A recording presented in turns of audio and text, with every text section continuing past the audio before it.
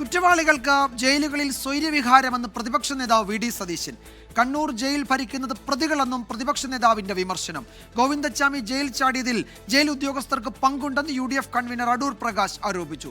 സംഭവത്തിൽ CBI അന്വേഷണം വേണമെന്ന് K സുധാകരൻ MP ആവശ്യപ്പെട്ടു. പ്രതിയെ സഹായിച്ചവരെ നിഷ്പക്ഷമായ അന്വേഷണത്തിലൂടെ കണ്ടെത്തണമെന്ന് BJP നേതാവ് V മുരളീധരനും ആവശ്യപ്പെട്ടു.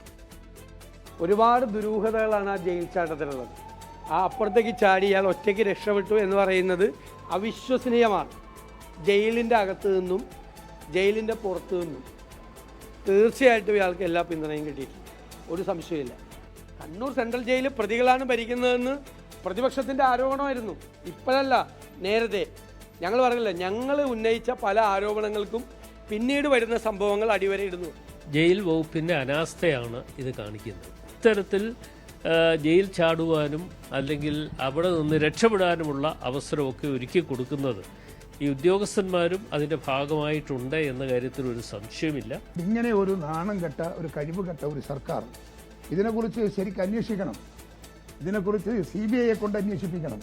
കേരളത്തിലെ ഒരു സിസ്റ്റം കൂടി തകരാറിലാണ് എന്നാണ് ഇത് വ്യക്തമാക്കുന്നത്. ഇത്തരത്തിലുള്ള സംഭവങ്ങൾക്ക് പിന്നിൽ പ്രവർത്തിച്ച ആളുകളെ നിയമത്തിൻ്റെ മുന്നിൽ കൊണ്ടുവരാനും ആവശ്യമായിട്ടുള്ള നടപടികൾ കൈക്കൊള്ളണം എന്നാണ് ആവശ്യപ്പെടാൻ.